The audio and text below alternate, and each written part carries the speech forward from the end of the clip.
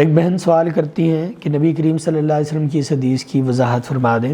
جب تم میں سے کوئی شخص کسی عورت کو نکاح کا پیغام بھیجے تو اسے دیکھنے میں کوئی گناہ نہیں۔ دیکھیں جی، اسلام نے جو ہمارے لیے حدود اور قیود متعین کی ہیں اور اللہ تعالیٰ نے جو ہمارے لیے جواز کے دروازے کھولے ہیں، اس میں ہمارے لیے 100 خیر ہے۔ کبھی کبھی ہم اس خیر کو، اس حکمت کو نہیں سمجھ رہے ہوتے اور ہماری عقل کی رسائی اس حکمت تک نہیں ہوتی۔ کبھی کبھی ہم اس خیر کو اور حکمت کو پا لیتے ہیں اور سمجھ جاتے ہیں۔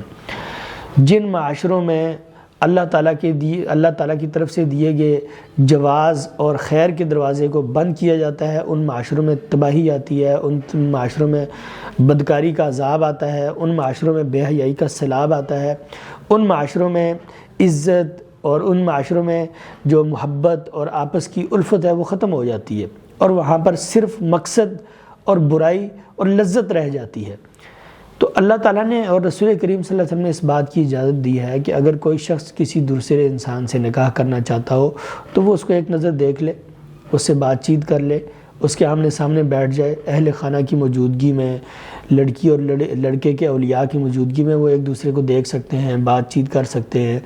تاکہ کل کو انہیں کوئی ندامت نہ ہو، کل کو انہیں کوئی افسردگی نہ ہو کہ انہوں نے ایک دوسرے کو دیکھا نہیں تھا، بات چیت نہیں کی تھی۔ اس سے ان کو ایک دوسرے کو سمجھنے میں آسانی ہوگی، زندگی بسر کرنے میں آسانی ہوگی، اور وہ ایک دوسرے کو دیکھ لیں گے، ایک دوسرے کے دین کو دیکھ لیں گے، ایک دوسرے کے اخلاق اور کردار کو دیکھ لیں گے، ایک دوسرے کی بول چال کو دیکھ لیں گے، ایک دوسرے کی شکل اور صورت کو دیکھ لیں گے۔ تو یہ چیزیں ایسی ہیں کہ اگر کوئی شخص شادی سے پہلے ان چیزوں کو دیکھ لیتا ہے تو پھر اتمام حجت ہو جاتی ہے کہ بات چیت کر لی، دیکھ لیا، دین دیکھ لیا، اخلاق دیکھ لیا، کردار دیکھ لیا، شکل اور صورت دیکھ لی، تو پیچھے پھر کیا چیز رہ گئی۔ تو اسلام نے اس بات کی اجازت دی ہے کہ اگر کوئی شخص کسی کے لیے نکاح کا پیغام بھیجے تو پھر وہ اسے بات چیت کر سکتا ہے، اسے دیکھ سکتا ہے، تاکہ وہ اسے جانچ لے، پرکھ لے اور پھر فیصلہ کر لے کہ کیا وہ اس سے شادی کرنا چاہتا ہے یا نہیں کرنا چاہتا، شادی کرنا چاہتی ہے یا نہیں کرنا چاہتی۔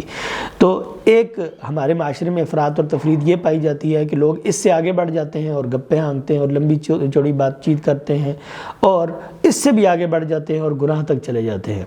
اور دوسری طرف ہمارے معاشرے میں یہ ایک ایکسٹریم پائی جاتی ہے کہ لوگ دیکھنے کو بھی گناہ تصور کرتے ہیں، لوگ بات چیت کرنے کو بھی کفر سمجھتے ہیں، گناہ سمجھتے ہیں، یا اپنی غیرت اور عزت کا مسئلہ سمجھتے ہیں، جبکہ اسلام نے اس چیز کی اجازت دی ہے کہ لڑکی اور لڑکا ایک حد تک ایک دوسرے کو مجلس کے اندر دیکھ سکتے ہیں، اپنے بڑوں کی موجودگی میں وہ دیکھ سکتے ہیں۔ تو اس حکمت سے اور اس خیر سے ہمیں چاہیے کہ ہمارے والدین کو چاہیے کہ اپنی اولاد کو محروم نہ رکھیں، تاکہ جو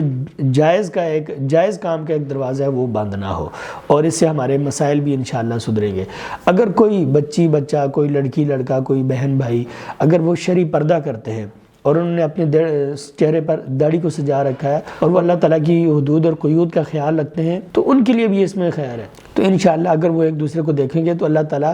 ان کے موقف کو مزید مضبوط کر دے گا، اور اللہ تعالیٰ ان کے سامنے مسئلے کو مزید نکھار دے گا، ان کے لیے زندگی گزارنے کا فیصلہ کرنے میں بھی آسانی ہوگی کہ وہ زندگی ان کے ساتھ گزاریں، وہ ان کے ساتھ شادی کریں، نکاح کریں یا نہ کریں۔